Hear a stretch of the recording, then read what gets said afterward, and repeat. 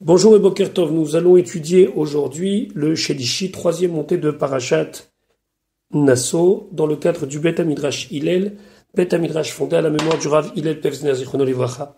Notre étude commence au Perek He, cinquième chapitre du livre de Bamidbar, Pasuk Aleph, verset 1. Donc après avoir vu comment installer les béné Israël autour du Mishkan, par le fait que au centre du camp, il y aura le Ohel Moed, la tente d'assignation, appelé Machane Shechina, le camp de la Shechina. Tout autour comprend les différentes branches de la tribu de Lévi, le Machane Lévia, et tout autour de ce Machane Lévia comprend toutes les tribus d'Israël, le Machane Israël, le camp d'Israël. Donc, nous allons voir maintenant une mitzvah qui s'appelle Shiluach Hatmeim, renvoyer les gens qui sont impurs. Dans certains cas, il faudra renvoyer ou bien interdire l'accès de tout le camp ou d'une partie du camp à certaines personnes qui seront impures. Donc la Torah nous dit, Vaïdaber Hashem en Moshe lemor, Hashem a parlé à Moshe en disant, Tzav, ordonne et béné Israël, les béné Israël, Vishalechu, et ils renverront Minamachane du camp, Kol Tsaroua, tous les preux, Vechol Zav, ou toute personne qui a un écoulement impur, Vechol Tamela Nafesh, ou bien toute personne qui est impure à cause d'un mort. Ici, on voit qu'il y a une graduation dans les choses. Le Tsaroua, c'est quelqu'un qui porte la plaie sur lui. Le Zav, c'est quelqu'un dont l'impureté coule de lui. Et le Tamela Nefesh, c'est quelqu'un qui a eu un contact avec un mort, c'est-à-dire avec une impureté extérieure à lui. Rashi, Tzav et Bnei Israël, Parashazou, cette paracha, donc cette section de la Torah, le fait de renvoyer les gens impurs, Ne'emra Bayom Sheukam HaMishkan, a été dit le jour où le Mishkan, le tabernacle, a été monté. Ou Shmona Parashiot Ne'emruvo Bayom, et ce jour-là, il y a 8 sujets qui ont été donnés au Bnei Israël, Kedeita B'Masechet Gitin, comme nous le voyons dans Masechet Gitin, Beperek HaNizakim, donc le Perek HaNizakim. Là-bas, la Gemara dit qu'il y a 8 choses qui ont été transmises au Bnei Israël ce jour-là, suite à l'inauguration du Mishkan, la mort de Nadav Avihu, etc., etc. Parmi ces 8 choses, cette mitzvah de Shiluach Hatmeim, de renvoyer ceux qui sont impurs. Vishalechu mina machane, shalosh machanot hayusham. Il y avait là-bas 3 camps. Bishat chaniyatam, au moment où ils campaient. Tor haklaim, à l'intérieur des tentures de la cour du Mishkan. Yi machane shrina, c'est le camp de la shrina, c'est l'endroit le plus saint du camp. Deuxièmement, chaniyat halviim saviv, le campement de la tribu de Lévi tout autour. Comme nous l'avons étudié la semaine dernière dans Parashat Bamidbar, Imachane Lévia, c'est le camp des Lévim.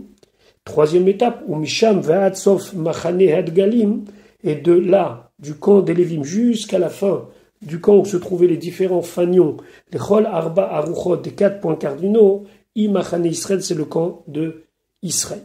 Atzaroua, le lépreux, Nishtalach est renvoyé Chutz Lechulam, en dehors de tous ces camps. C'est-à-dire, il ne peut pas rentrer ni dans Machane Shechina, ni dans Machane Lévia, ni dans Machane Israël. Azav, le Zav, donc celui qui a un écoulement impur, Moutar Bemachane Israël, il peut vivre dans le Machane Israël, ou Meshulach, et il est renvoyé Minashtaim des deux, c'est-à-dire du Machane Shechina et du Machane Lévia.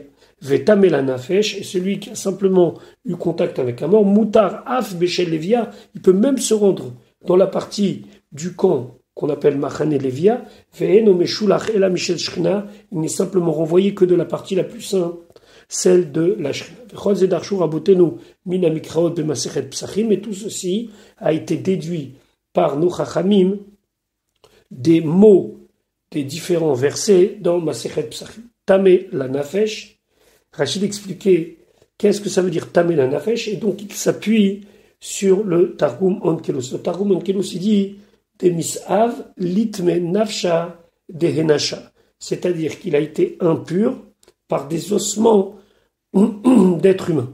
Omer anishu lashon atzmot adam lashon arami, et moi je dis que ceci correspond au langage pour désigner des ossements humains en araméen.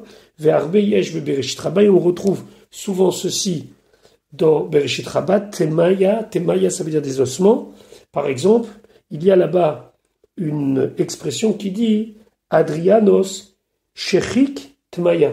C'est une malédiction qu'on dit sur Adrien, dans lequel on dit que ses os soient complètement broyés. Comment on dit ses os? Tmaya.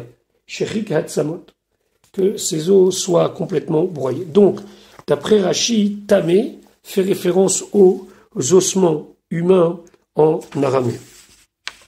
Pasuk Gimel. Mizacha ad nekeva, que ce soit un homme ou une femme, Téchalechu, vous allez les envoyer.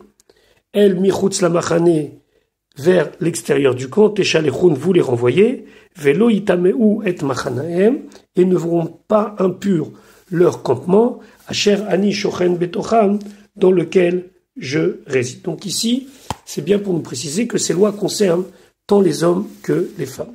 Pasuk Dalet, Vaya Suchen ben Israël, et ils ont fait ainsi les ben Israël.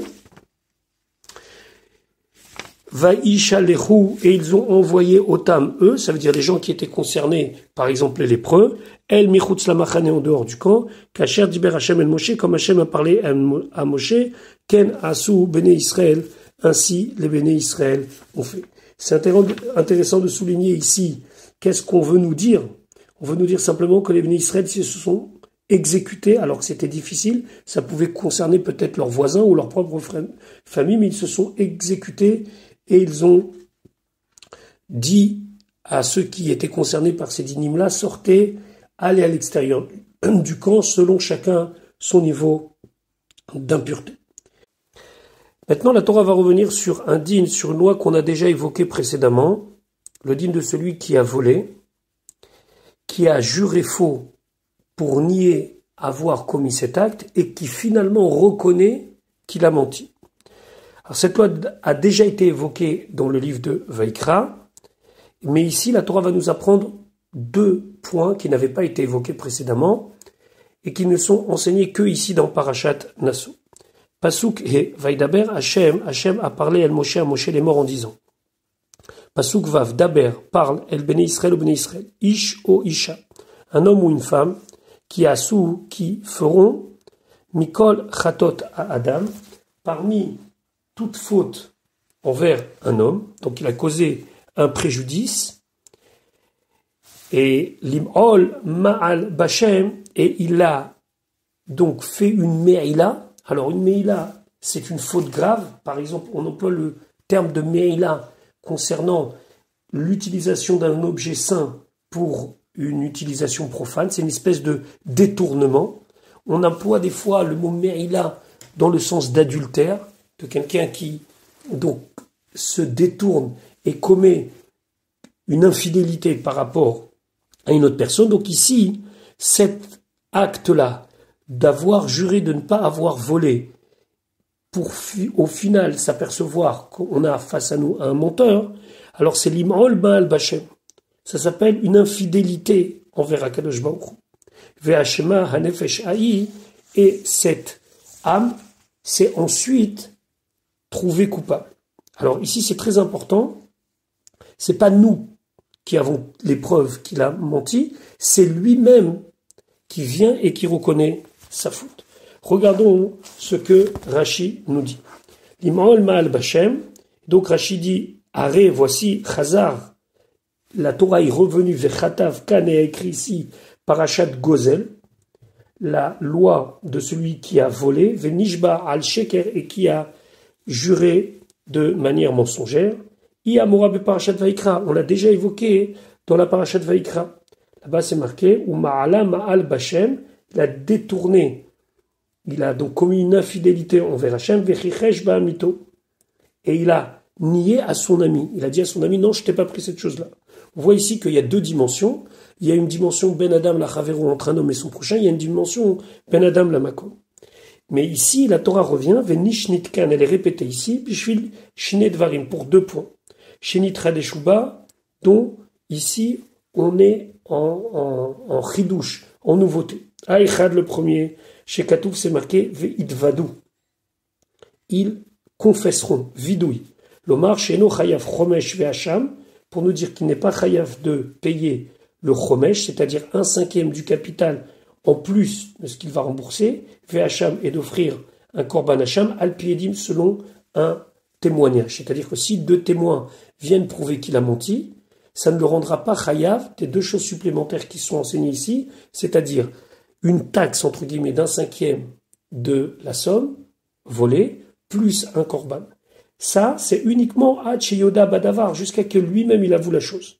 Ve'acheni, la deuxième chose qu'on apprend ici, Al Gezel Hager, celui qui a commis un vol envers un converti, et celui-là meurt, n'a pas de famille, à qui revient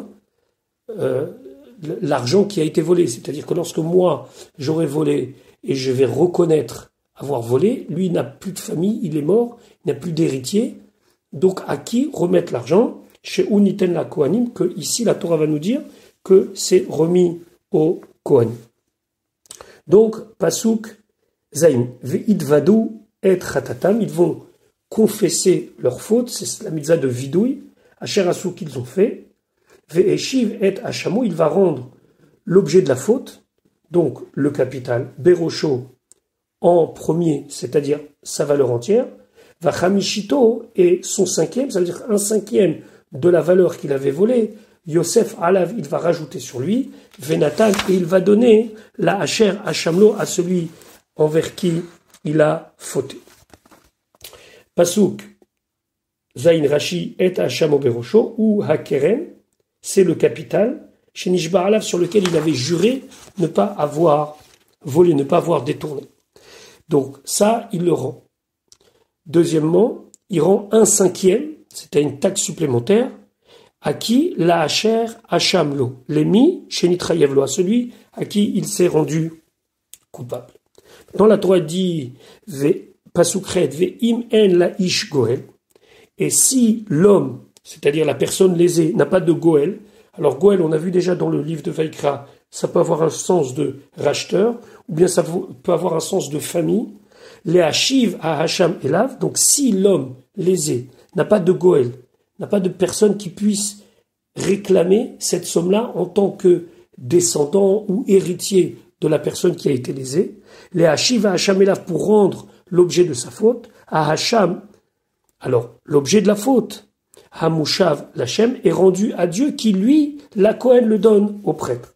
Milevad, à part El Hakipurim, le fait qu'il devait amener un bélier de kapara, d'expiation, avec lequel il aura l'expiation. Donc ici, Akadosh Baruch Hu donne ce capital au Kohen, alors qu'il n'y a pas de famille, ça revient directement au Kohen. Rachid expliquait Ve'imen la'ish goel, Shemet, qu'il est mort à Tovea, celui qui réclame, chez Ishbio, qu'il l'a fait jurer Ve'elo Yorshim, et il n'a pas d'héritier. Donc on parle ici de quelqu'un qui n'a plus de famille. La Shiva Hachamela, que chez Nimlach, quand celui-là a décidé, donc le coupable, les Idvadot à l'avono, d'avouer sa faute, alors il devra rendre à Hachem qui, lui, décide de donner au Kohen. Alors, Rashi ramène ce que nos Chachamim se pensent. Famrou Rabotenu, nos Chachamim, ils ont dit est-ce que tu as un homme dans la communauté d'Israël, chez En Lo Goalim, qui n'a pas de famille, au Ven, au Bat, ou un fils ou une fille, au Ach, au chez Bassar, soit un frère ou un proche, un parent, à Karovelav, qui est proche de lui, mais Mishpachat Aviv, de sa famille paternelle, les malins en remontant plus haut, Ad Yaakov Avinu. Et comme ça, on peut remonter jusqu'à Yaakov. Comment est-ce possible qu'il n'a pas du tout de Goël, qu'il n'a pas du tout de personne qui puisse réclamer cette somme-là en tant que ayant droit?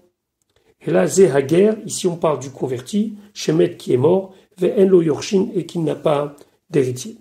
À Hacham Amushav, c'est l'objet de sa faute qui est rendu, Zehakeren, c'est le capital, Ve'achomesh, et le 5e, qui a priori n'est pas explicitement marqué dans le pasuk, mais Rashi nous rappelle que ici, même si donc c'est un cas particulier puisque c'est redonné à Dieu qui le donne au Kohen, ça n'empêche pas que, étant donné qu'il a fait vidouille, qu'il a reconnu, il doit payer le capital et le cinquième. L'Hachem la Kohen, Kenao Hachem, Hachem l'a acquis, ou Netano la Kohen, il a donné au prêtre, chez Beoto Mishmar qui est dans cette même garde. On sait très bien que les Kohanim étaient partagés en 24 Mishmarot, ces Mishmarot étaient coupés entre guillemets en plusieurs familles, et donc ceux qui étaient de garde dans cette semaine-là, c'est eux qui ont l'argent dans ce cas-là. Milevad el Akipurim, à part donc le bélier qui devra être amené comme Hacham, Amo Bevaïkra, qui est dit dans le livre de Vaïkra, chez Utsarich Lavi, qu'il doit amener. C'est intéressant de souligner, même si c'est pas ici dans le cadre de notre cours, de développer ce point-là, que ici, on apprend la mitzvah du vidouille, c'est-à-dire la mitzvah de confesser ses fautes lorsqu'il y a besoin de reconnaître, puisque ici c'est marqué Ve'id vadou et ratatam, ils vont reconnaître leurs fautes, c'est la confession. Maintenant, la Torah va nous parler, encore une fois, de quelque chose qui revient au Kohen, dans des mots qui sont assez secrets, entre guillemets, puisqu'on ne sait pas exactement de quoi la Torah parle, si ce n'est grâce à l'explication de Rashi et nos Chachamim qui vont exactement nous dire de quoi on parle dans ce pasouk. Pasouk tête, Vechol teruma, et tout prélèvement, Lechol kodesh bnei Israël, pour toute chose qui a été sanctifiée parmi les bnei Israël, Ashari akrivou la Kohen, qu'ils vont approcher, c'est-à-dire que les Béalim, les propriétaires, devront aller vers le Kohen au Beth Amikdash, l'oyer, ce sera à lui. Alors il faut savoir, et ça on le verra plus tard, qu'il y a Chav Dalet Matanot Kiuna, il y a 24 dons qui sont remis au Kohen. Et ici, la Torah nous parle d'un don très particulier, celui des Bikurim. Les Bikurim, ce sont les prémices qui concernaient les fruits d'Eretz Israël. Et voilà ce que nous dit Rashi. Vechol teruma Rashi, Amar Rabbi Shmuel, il dit Vechi teruma makrivim la Kohen. Est-ce que la teruma est remise au Kohen? On sait très bien que la teruma n'est pas remise au Kohen. Ve'alo ou hamechazer acharea le bet hageranot. C'est le Kohen qui doit aller chercher la teruma. Les Kohanim allaient dans les endroits où il y avait des champs et réclamer leur dû. Mais en aucun cas, c'était à nous d'amener la trouma. C'était à nous d'amener le prélèvement. Ou Talmud Lomar, alors qu'est-ce que ça signifie Achai Yakrivou la Kohen, qu'ils approchaient au Kohen? Elou Abikurim. Ce sont les prémices, chez Neymar, Baem, comme c'est marqué sur eux, ta vie, Bet Hashem Elokecha, tu vas l'amener à la maison de Hashem, ton Dieu. Veni Odeamaya Sebaem. Et moi, je ne sais pas, une fois que j'ai amené mes Bikurim, mes prémices, d'ailleurs, la période des prémices commençait à Shavuot, lorsque j'ai amené mes prémices au Beth Amikdash, qu'est-ce qu'on en faisait? Talmud Lomar, la Torah nous dit, la Kohen, l'oyer, c'est pour le Kohen. Ba'a Katouf, le pasuk est venu, et la Mad, il nous a enseigné à la Bikurim sur les prémices, chez You, Nitanim, la Kohen, que les prémices, les Bikurim, devaient être donnés au Kohen. On parlera plus tard de la mitzvah des Bikurim dans Parashat Kitavo. La Torah ici nous rappelle les prélèvements qui sont sanctifiés et qui doivent être remis aux Kohanim et aux Lévim. Et de manière très générale, la Torah nous dit, Pasuk Yud ve'ish, un homme, et kodashav, c'est sanctification. Le Targum Onkelos dit, Ma'asar kutshe, les dîmes qu'il a sanctifiées, lo iyu, seront pour lui, ish, un homme, asher yiten, la Kohen, devra le donner au Kohen, lo iye sera pour lui. Ici, la Torah a l'air de nous dire par deux fois lo iyu et lo iye, et donc Rashi va nous expliquer de deux manières comment comprendre ce pasuk. Ve'ish et kodashav lo iyu, les fiches neemru, puisque on nous a dit matanot keuna ou levia, les dons qui devaient être réservés aux Kohanim et aux Lévim, yachol yavo veitlon bizroa, c'est possible. Yavo qu'ils viennent les Kohanim et les Lévim, veitlon bizroa, ils vont le prendre de force. Talmud Lomar, la Torah dit non. Ve'ish et kodashav lo iyu. Un homme, ses prélèvements sanctifiés sont à lui, c'est-à-dire qu'il a ce qu'on appelle tovatana. C'est à lui, c'est au propriétaire de remettre au Kohen ou au Lévi qu'il désire. En aucun cas, le Kohen et Lévi peut venir et prendre de force ce qui lui revient. Magid, ça vient nous dire, chez tovatana atam la Béalim, que le plaisir que le propriétaire a à remettre à tel Kohen ou à tel Lévi lui revient. Loïe. Vod midrashim arbe darshu bo besifri. Il y a beaucoup de midrashim dans le Sifri, ou Midrash Agada. Et il y a un Midrash Agada qui fait un lien avec Ve'ish et Kodashav lo yiyu, c'est-à-dire que celui qui garde ses Kodashim, celui qui ne remet pas les prélèvements obligatoires, Ve'ish est un homme, et Kodashav, ce qui est saint lo yiyu, il le garde pour lui.